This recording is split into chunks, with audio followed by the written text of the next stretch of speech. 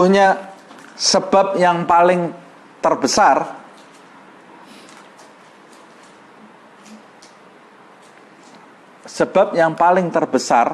yang menjadikan khaba'ith, penyakit-penyakit hina tadi, yaitu penyakit hasad, sombong, ujub, riya, itu semakin kuat mengakar di dalam hati seseorang. Sebab yang paling terkuat adalah talabul ilmi li ajlil muhbahati wal munafasah. Sebab yang paling terkuat yang menjadikan penyakit hasad, iri hati, riya, pamer, dan bangga diri, sombong itu semakin menjadi kuat di dalam hati seseorang. Sebab yang paling terkuat adalah menuntut ilmu. Sebab yang paling terkuat justru menuntut ilmu, ya. Menuntut ilmu dengan niat bangga-banggaan. Menuntut ilmu dengan niat membanggakan diri dan pinter-pinteran, munafasah, saingan pinter-pinteran. Saya lebih hebat dari kamu, saya lebih menguasai Al-Quran dari kamu, saya mau belajar hadis. Supaya apa? Supaya orang tahu bahwa saya ini lebih hebat dari kelompok yang itu. Saya lebih tahu hadis daripada kelompok itu. Saya lebih hebat. Saya mau menghafalkan Al-Quran. Mau apa kamu menghafalkan Al-Quran?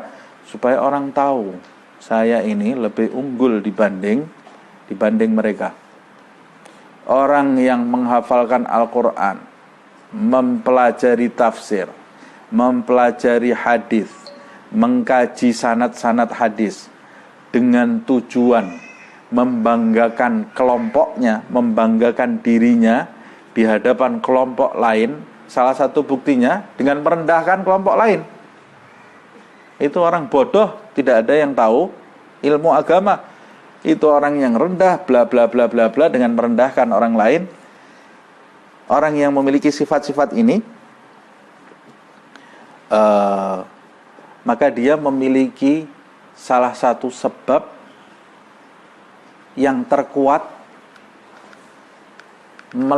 mengakarkan penyakit iri hati, sombong, bangga diri, riya di dalam dirinya. Jadi orang kalau menuntut ilmu, kemudian dia menuntut ilmunya untuk pinter-pinteran, saya paling pintar, itu dipastikan di dalam hatinya bergelimang sifat sombong, sifat iri hati, dan sifat pamer, sifat pamer, tanpa perlu menilai orang lain. Ini nilai diri kita, karena kita ini belum suci, kita ini tidak suci. Banyak sekali di antara kita yang tidak selamat dari sifat-sifat tercela ini. Tidak usah memikirkan kelompok lain, tidak usah memikirkan orang lain, tapi pikirkan diri kita ini. Saya ini bagaimana? Saya sudah betul atau belum menuntut ilmu ini? Berapa majelis yang saya hadiri ini, niat saya sudah lurus atau belum? Atau saya merasa ketika saya menghadiri majelis itu, saya lebih hebat ini dari orang-orang yang nggak tahu hadir majelis ini. Nah, kalau saya punya perasaan seperti itu, berarti saya pastikan di dalam diri saya 3 penyakit tadi beserta akar-akarnya masih berkerak di dalam hati saya. Dan itu berbahaya sekali, karena bisa menghalangi amal taat kita mencapai Allah subhanahu wa ta'ala. Wal 'amiyyu bima'zilin an aktsari hadhil khisal. Dan sedangkan orang awam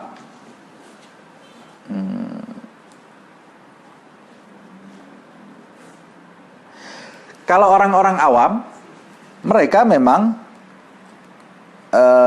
tidak paham tentang sifat-sifat ini. Mereka tidak paham tentang sifat-sifat ini karena mereka belajar aja enggak. Tapi kalau orang-orang yang mutafaqih, mendalami agama, mereka mengetahui tentang sifat-sifat ini,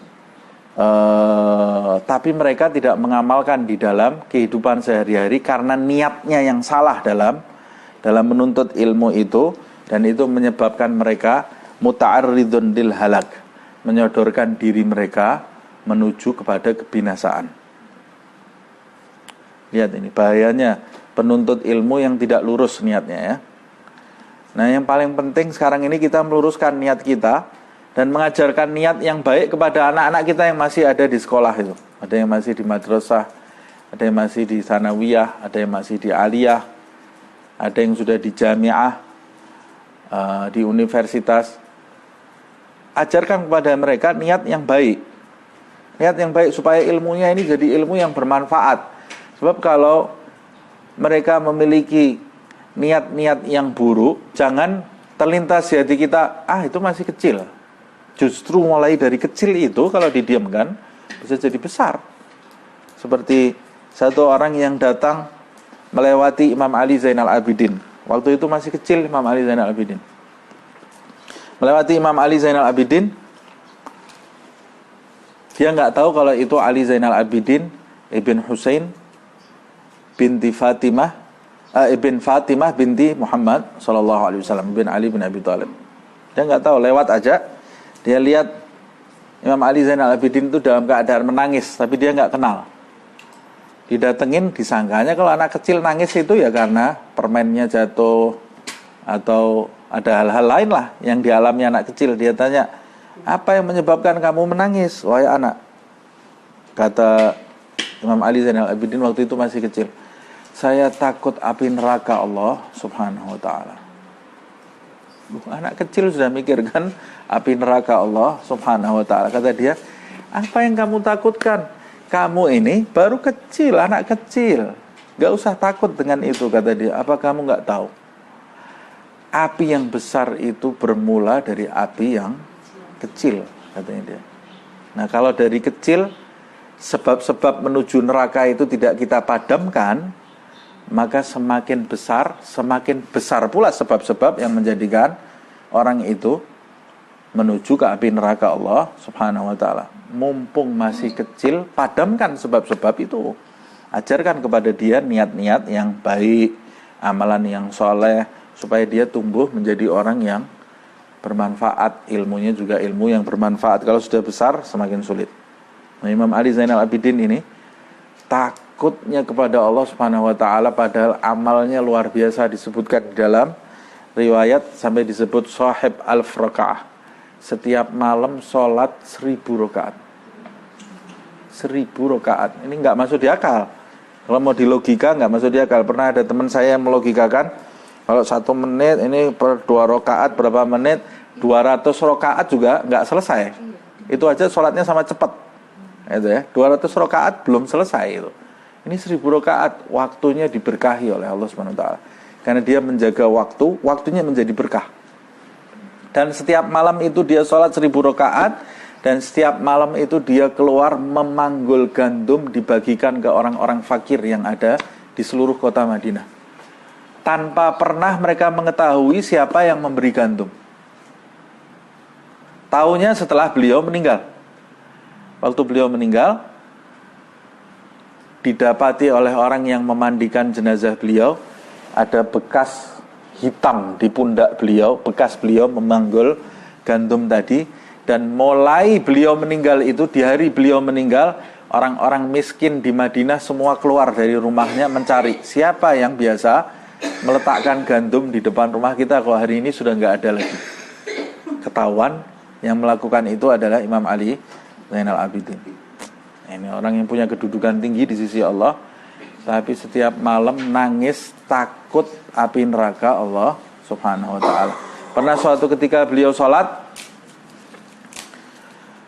rumah kebakaran, rumah tetangganya semua kebakaran. Tetangganya semua teriak-teriak, ini sudah mencapai rumahnya Imam Ali Zainal Abidin, api itu. Tetangganya teriak, ya Ali, ya Ali, hai Ali, ini ada api, keluar. Gak ada jawaban dari dalam rumah. Akhirnya lari tetangganya masuk ke dalam, dia mendapati Imam Ali Zainal Abidin masih tasyahud, sholat. Jadi dia masih sedang sholat, makanya tidak menjawab dari dalam itu. Kemudian tetangganya berusaha mematikan, mati akhirnya api itu. Kemudian dia salam dari sholatnya, terkejut dia, ini ada apa? Jadi dia nggak tahu apa yang terjadi di sekitarnya. Kata tetangganya, kamu nggak dengar kita teriak-teriak tadi manggil kamu? Enggak, saya nggak dengar. Kamu nggak tahu nih ada api yang memakan beberapa rumah di sekitar kamu, nggak tahu.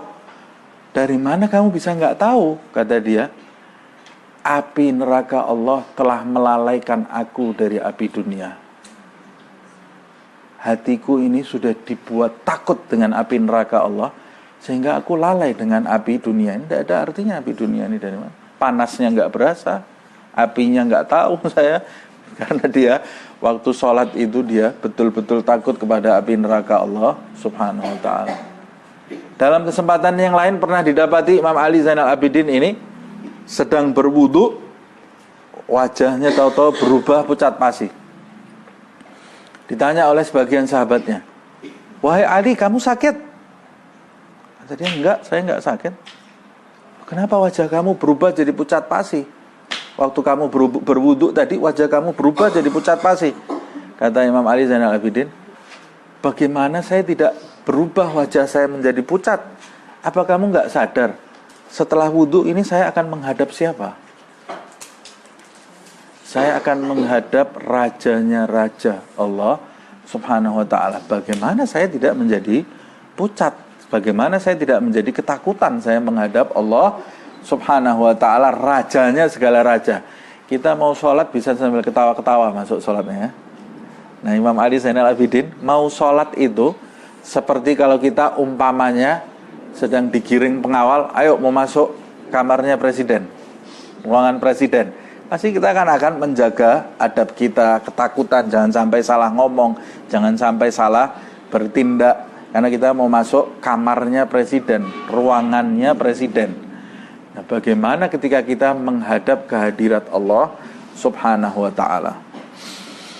Nah, fanzur hal ahammu umurika an tata'allam kaifiyatal hadari min hadhil muhlikat wa tashtagila bi islahi qalbika wa imarati akhiratik amil ahammu an takhudha ma'al khaidin. Lihat ini, kata Imam Ghazali. Sekarang kalian sudah mengetahui bahayanya orang yang menuntut ilmu yang niatnya jelek, untuk saingan, untuk pintar-pintaran, bahaya sekali. Kata Imam Ghazali, sekarang lihatlah diri kalian, perhatikan hati kalian. Apakah kalian sekarang mempelajari apa yang aku sampaikan ini? Hal ahammu umurika, apakah yang terpenting di dalam diri kalian itu pada saat kalian tata'allam, mempelajari kaifiyatil hadar, mempelajari caranya menjauhi min hadhil muhlikat, hal-hal yang menghancurkan ini. Apakah kalian belajar itu karena kalian ingin mempelajari hal-hal yang bisa berbahaya bagi diri kalian ini, kemudian kalian menyibukkan hati kalian, diri kalian dengan perkara akhirat, atau yang menjadi penting di dalam diri kalian ini bukan itu. Yang menjadi penting adalah saya bisa mengetahui teori yang banyak. Paham maksud saya? Saya jadi lebih pintar. Yang ada di hati kalian itu, waktu baca buku saya, kata Imam Ghazali, itu kalian tersentuh, kemudian, ya Allah, saya harus memperbaiki hati saya. Saya harus memperbaiki hati saya. Saya harus betul-betul menjauhi bencana-bencana ini, sifat-sifat yang buruk ini. Atau ketika kalian membaca buku saya ini, wah, saya sekarang jadi lebih pintar saya. Tahu saya hal-hal yang bisa memperparah hati seseorang. Tapi nggak ada niatan sama sekali untuk menjauhi itu. Ini orang sana nggak ada yang tahu ini ilmu hebat ini. Saya bisa tahu sekarang ini ada 3 bencana, ini ada 3 nih bencana ini. Niat ngamalin juga enggak. Apa yang ada di hati kita? Wa tatlub minal ilmi ma huwa sababu ziyadatil kibri wal riya wal hasad wal ujub hatta tahlika ma'al halikin. Atau yang kalian cari itu, mencari ilmu itu menjadikan sebab bertambahnya kesombongan kalian, sifat riya kalian, sifat iri hati kalian, sifat bangga diri kalian, hingga kalian binasa seperti orang-orang penuntut ilmu yang telah binasa sebelum kalian. Hati-hati. Ada orang bodoh yang binasa dan ada penuntut ilmu yang lebih celaka dari orang bodoh. Jadi gimana nih? Lebih baik kita mulai besok nggak hadir majelis taklim ya? Enggak lah. Enggak. Hadir majelis taklim tapi ikuti Imam Ghazali ini. Luruskan niat kita. Luruskan niat kita. Celaka. Di mukadimah buku ini Imam Ghazali mengatakan 1 celaka bagi orang yang bodoh dan 1000 celaka bagi orang yang pandai tidak mengamalkan ilmunya. Orang yang bodoh juga celaka. Tapi orang yang pandai tidak ada niatan mengamalkan ilmunya 1000 celaka. Karena dia sudah tahu, dia tidak mengamalkan. Semoga Allah Subhanahu wa taala menjadikan kita termasuk alladzina yastami'una al-qaula fayattabi'una ahsanah, termasuk orang-orang yang mendengarkan nasihat baik kemudian mewujudkannya di dalam kehidupan sehari-hari, mengamalkannya. Wa'lam anna hadhil khisalat thalatha, ketahuilah sesungguhnya 3 sifat ini yang disampaikan, iri hati, pamer, sombong dan bangga diri itu min ummahati khaba'ithil qalbi, termasuk induk-induk penyakit hati. 3 ini induk penyakit hati. Induknya 3, anaknya banyak sekali. Ada ratusan. Jadi penyakit hati ini sampai ada yang mengatakan ada 360 penyakit tabiat tercela di dalam hati kita. Ada 360 tabiat tercela di dalam hati kita dan kita tidak bisa mencapai Allah kecuali menundukkan semua tabiat tercela itu. Tapi kita sudah tahu induknya ada 3. Kalau induknya mati, karena anaknya bisa mati semua. Jadi dikasih oleh Imam Ghazali jalan pintas. Ini ada induknya 3 ini. Kamu matikan 3 induk ini, maka semua anak-anaknya akan mati. Tidak ada supply bagi anak-anaknya, akan mati. Nah, ini 3 induk penyakit hati. Walaha, dan 3 induk itu memiliki maghrisun wahid, memiliki akar yang satu. Jadi ada 360 penyakit hati, semuanya mengarah kepada 3 ini. 3 induk ini. 3 induk ini mengarah kepada satu akar. Ada satu akar. Laha maghrisun wahidun. Akarnya satu semua. Apa itu akarnya? Wa huwa hubbud dunya. Cinta dunia, seperti yang saya sebut tadi. Jadi kalau kita bisa pangkas langsung akarnya, mati semuanya. Tapi susah. Susah ya. Nah, makanya kita ini berusaha sedikit demi sedikit. Jangan putus asa kemudian mendengarkan ini, waduh kok susah ya mendekat kepada Allah, sudah tutup, mulai besok saya jadi orang biasa saja. Ini berarti orang yang mentalnya lemah. Mentalnya lemah. Kalau kita misalnya mau jadi konglomerat dunia ini ya. Saya mau jadi konglomerat ini. Kamu mau jadi konglomerat, betul? Iya. Saya sudah pernah jadi orang miskin, sekarang saya jadi konglomerat. Ini saya tunjukkan kepada kamu caranya kamu supaya jadi konglomerat. Caranya begini. Kamu harus kerja dari pagi jam 7, pulang jam 5. Nanti yang kamu lakukan ini. Kamu hindari ini. Ini ada beberapa hal yang kamu hindari, berbahaya ini. Kalau kamu lakukan ini, kamu nggak mungkin jadi konglomerat. Bla bla bla bla bla. Saya jelaskan kemudian. Kok sulit ya jadi konglomerat? Ya udah saya jadi orang biasa saja. Ya sudah, jadi orang biasa-biasa aja. Gak usah mimpi jadi orang besar. Kita mau jadi, sekarang ini pertanyaannya, kita mau jadi orang besar apa jadi orang biasa? Nah, di surga kan? Mau surganya yang biasa-biasa apa surga yang eksekutif, yang VIP? Yang eksklusif kan? Kalau mau surganya eksklusif, ini. Kalau yang mau biasa-biasa aja, ya udah nggak usah ngamalin ini, biasa-biasa aja lah. Biasa-biasa kayak orang awam kebanyakan itu. Syahadat pokoknya masuk surga kita. Orang yang mati dalam keadaan Islam pasti dia masuk surga. Tapi kan kita nggak mau selamat dari neraka masuk surga aja, ya mau. Tapi kita mau lebih dari itu, mau punya kedudukan nanti di surga. Saya mau dekat Rasulullah nanti di surga. Saya mau dekat dengan sahabat-sahabat Rasulullah. Saya mau ketemu dengan Sayyidina Abu Bakar, Sayyidina Umar, Sayyidina Utsman, Sayyidina Ali. Saya ingin sekali berjumpa dengan Khadijah Al-Kubra, istrinya Rasulullah SAW. Saya ingin nanti di surga duduk berdekatan dengan Fatimatuz Zahra, putrinya Rasulullah SAW.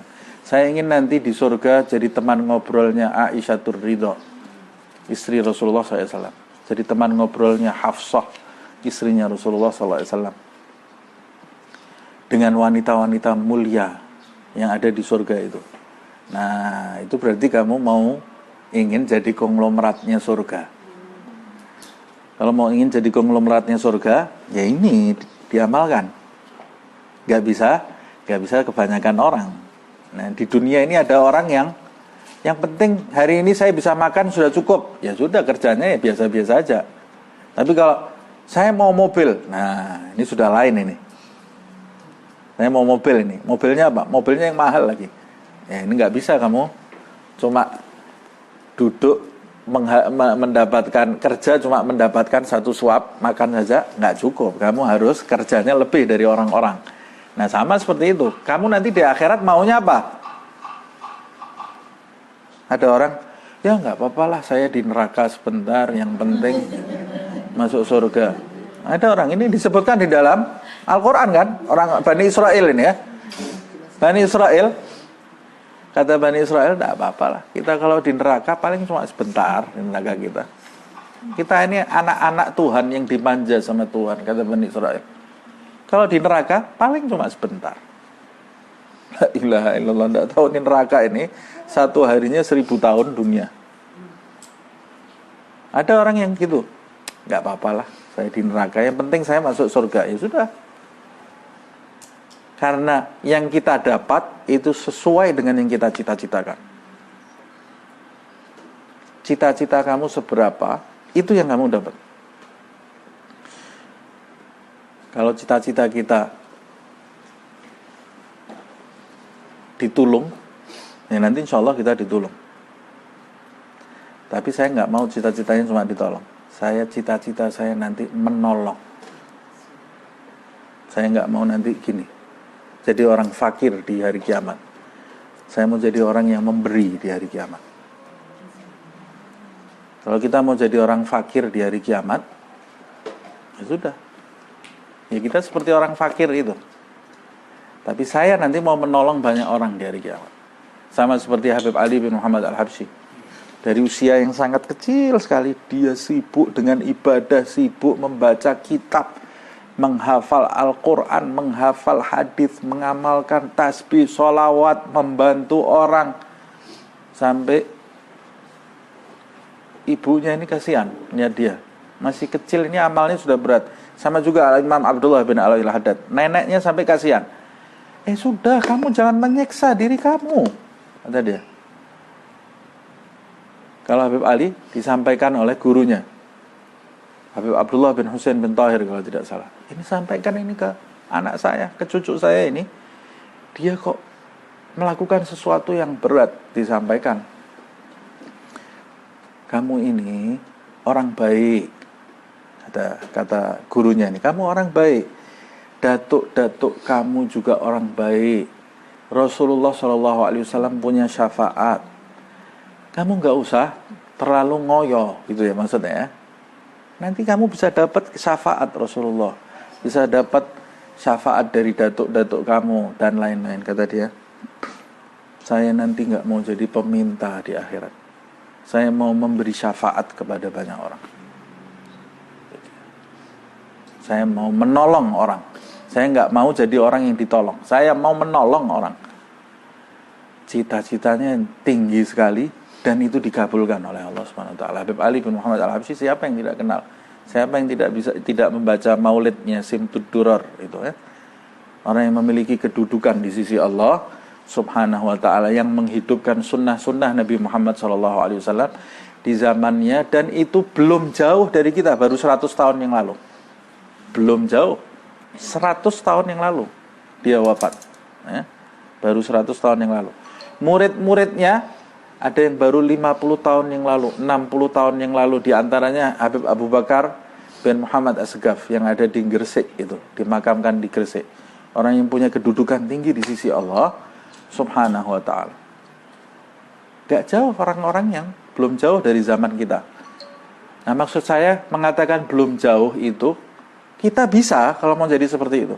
Setiap orang di antara kita ini yang memiliki kalimat la ilaha illallah Muhammadun Rasulullah di dalam hatinya, berhak mencapai kedudukan paling tinggi di sisi Allah. Itu tidak dimonopoli untuk golongan tertentu. Siapa yang mau, punya cita-cita, dia diberi oleh Allah Subhanahu wa ta'ala. Dan seperti teman saya, dulu ada teman saya waktu di sekolah, bapaknya kiai besarnya. Dia di sekolah malas, gak pernah belajar. Kemudian saya ingatkan, ini kamu ini ditunggu umatnya bapak kamu. Belajar yang benar. Kata dia, santailah, tenang. Al-ilmu nurun, kata dia. Al-ilmu nurun. Maksudnya kan kalau di dalam ucapan itu al-ilmu nurun, itu nur itu cahaya, ilmu itu adalah cahaya. Tapi sama dia dipelesetkan ke bahasa Jawa. Ilmu itu nurun itu bahasa Jawa. Ini akal-akalannya dia sendiri. Tidak ada ilmu nurun. Kalau bapaknya kiai, anaknya nggak pernah megang buku, ya jadi orang bodoh dia. Kalau bapaknya waliullah, anaknya nggak pernah ibadah, ya nggak dapat apa-apa dia. Jangankan waliullah, bapaknya Nabi Nuh, anaknya tenggelam. Suaminya Nabi Lut, istrinya ikut habis, hangus. Suaminya Fir'aun, istrinya nggak seperti Fir'aun. Punya surga dibangunkan, punya rumah di surga dibangunkan oleh Allah Subhanahu wa ta'ala sendiri-sendiri. Nggak ada nanti di surga ditanya malaikat, ini saya anaknya kiai ini loh. Nggak bisa ya. Oh, ini istri saya dulu wanita solehah loh. Ya kamu kayak apa dulu? Kamu seperti apa? Nggak bisa. Ya sudah, sendiri-sendiri nanti di hadapan Allah Subhanahu wa ta'ala. Nah, makanya ada ungkapan, laisal fata man yaqulu kana abi, innal fata man yaqulu ha anada. Bukanlah pemuda orang yang sering menyebut-nyebut dulu bapakku. Ini bukan pemuda. Dulu bapakmu. Kamu seperti apa sekarang? Dulu ayah saya, hebat loh ayah saya itu. Kalau pagi baca wirid, baca Al-Quran. Kamu baca koran sekarang. Dulu ibu saya tahajudnya luar biasa. Kamu sekarang selimutan kalau malam ya. Gak ada, bukan pemuda itu. Orang yang mengatakan dulu bapak saya orang hebat. Bukan pemuda. Innal fata, pemuda yang sesungguhnya adalah ini loh aku. Bukan ayahku, bukan aku. Ini aku. Artinya bukan sombong. Aku beramal. Itu pemuda yang betul. Pernah dulu ada dua orang pemuda sedang membaca kitab. Kitabnya itu isinya tentang biografi datuk-datuknya. Datuk-datuknya orang hebat semua. Ulama-ulama, aulia semuanya. Dibaca ini berdua. Sambil dia, subhanallah, datuk kita ini luar biasa. Sambil baca itu kitab-kitab datuknya ini ya. Dua orang ini ya. Tiba-tiba lewat seorang badui yang hidupnya di gunung mengembala kambing. Lewat. Kemudian berhenti lihat orang dua itu saling takjub gitu ya. Ini ngapain ini orang dua? Subhanallah, subhanallah terus dari tadi. Terus tanya, kamu dari tadi ini itu apa buku yang kamu baca? Kata badui tadi. Ini kitab, kamu nggak tahu cerita datuk-datuk saya orang hebat semuanya, wali-walinya Allah semua ini datuk saya ini. Kata badui tadi dengan simpelnya dia mengatakan, alhamdulillah itu bukan datuk saya. Loh, bagaimana nih orang mestinya kan bangga datuknya wali-wali semua. Alhamdulillah itu bukan datuk saya. Ini bagaimana logika kamu, kata dia. Ya sebab dulu datuk kamu orang yang besar. Sekarang kamu cuma duduk di tempat ini, gak berbuat apa-apa. Kamu jatuh dulu dari bintang. Kamu sekarang di dasar sumur. Kalau saya dulu, ayah saya penggembala kambing, kakek saya penggembala kambing, buyut saya penggembala kambing. Saya penggembala kambing, saya gak rugi apa-apa saya. Ya sudah, saya menjalankan apa yang dia jalankan. Gak ada yang jatuh, sudah. Saya menjalankan apa yang dia jalankan. Tapi kalau kalian jatuh di dasar sumur, dari bintang ke dasar sumur. Maksudnya ini sentilan dari Badui tadi, jangan cuma membanggakan nasab, membanggakan keturunan. Saya seperti apa? Nah, berapa banyak orang sekarang ini bangga, disangkanya kedudukan di sisi Allah itu sama seperti kerajaan. Nggak ada kerajaan. Nggak ada. Kalau kita beda dengan orang tua kita, ya lain yang kita dapatkan. Karena itu betul-betul murni pemberian dari Allah Subhanahu wa ta'ala bagi mereka yang menginginkan dan berusaha. Yang tidak menginginkan, ya nggak dapat apa-apa dari Allah Subhanahu wa ta'ala. Nah, walidzalika qala Rasulullah sallallahu alaihi wasallam, sebab itu Nabi Muhammad sallallahu alaihi wasallam bersabda, hubbud dunya ra'su kulli khati'atin. Cinta terhadap dunia itu kepala setiap kesalahan. Kalau kita kembali dari mulai anak cucu Adam, dari mulai zaman Nabi Adam, semua kesalahan yang diperbuat umat manusia sampai di hari kiamat nanti, semuanya karena cinta kepada dunia. Yang dimaksud dunia itu kullu ma siwallah, segala sesuatu yang ditujukan selain Allah Subhanahu wa taala adalah dunia. Dari mulai pertama kali manusia yang berbuat kesalahan, Qabil Habil, gara-gara apa? Rebutan perempuan, membunuh saudaranya sendiri. Dunia itu ya. Dan terus ke bawah semua karena dunia. Wa ma'a hadza fad-dunya mazra'atul akhirah. Tapi di samping itu, dunia itu sebetulnya ladang untuk akhirat.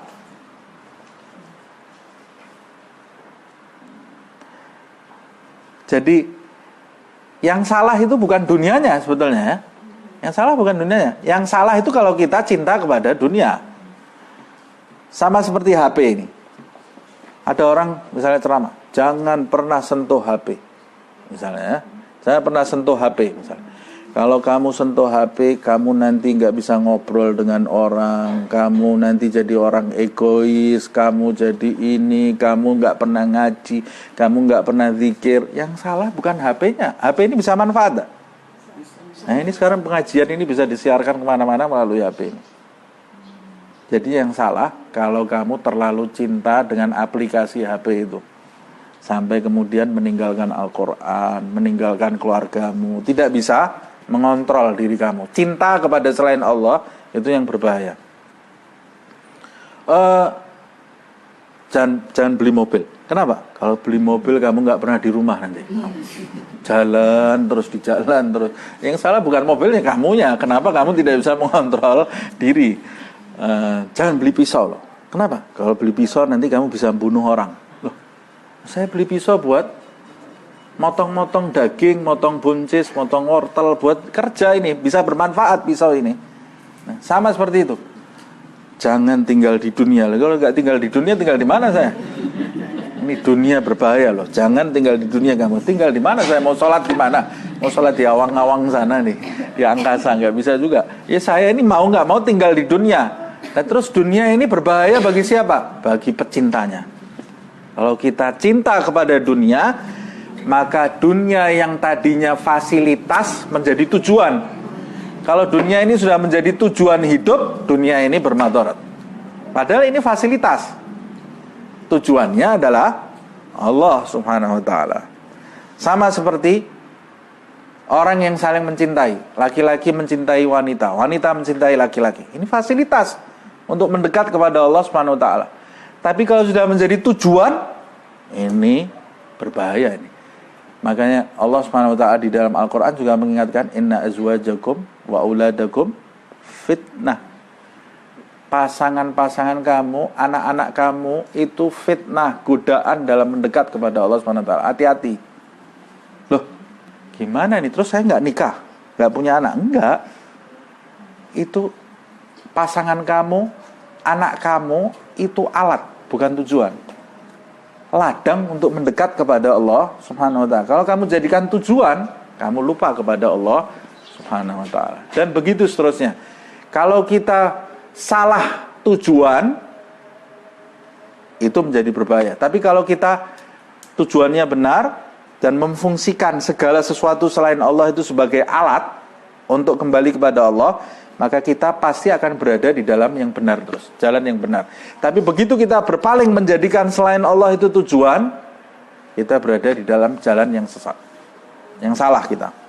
Nah, faman akhadha minad dunya biqadri darurah liyasta'ina bihi 'alal akhirah fadunya mazra'atuhu. Siapa yang mengambil dari dunia itu sesuai dengan kadar yang dia perlukan untuk menolong dirinya mendapatkan akhirat, maka dunia itu sebagai ladang dia. Waman arada dunya liyatana'ama biha, tapi siapa yang menginginkan dunia itu untuk mencicipi dunia tadi, bersenang-senang di dunia tadi, bergelimang dengan kenikmatan dunia tadi, sehingga dia lupa kepada kenikmatan akhirat, fadunya mahlakatuh, maka dunia itu sebagai pembinasa dirinya, bukan ladang lagi, tapi sebagai pembinasa.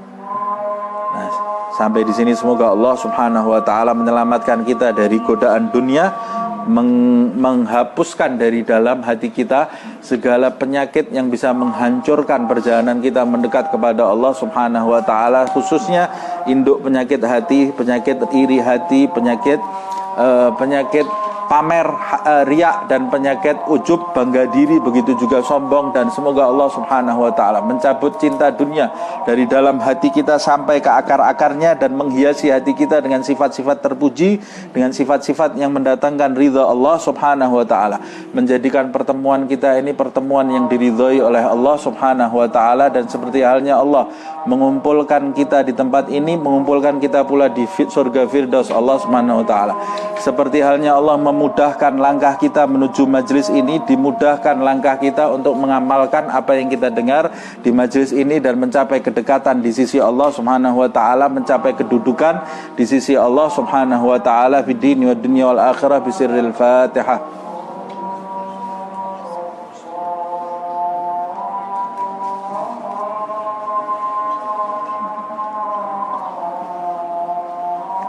Ya Rabbana a'tarafna bi'annana iqtarafna wa annana asrafna ala ladha ashrafna fatub alayna tawbah taghsil li kulli hawbah wastur lana al-awrati wa aminir rawati waghfir li walidina rabbi wa mauludina wal ikhwani wa sairil khillani wa kulli dhi mahabbah aw jiratin aw suhbah wal muslimina ajma' amin rabbi isma' fadlan wajudan manna la biktisabin minna bil mustafa rasuli nuhdha bi kulli suli bil mustafa rasuli nuhdha bi kulli suli bil mustafa rasuli nuhdha bi kulli suli salla wa sallam rabbi alaihi addal habbi wa alihi was sahbi idada tashis sahbi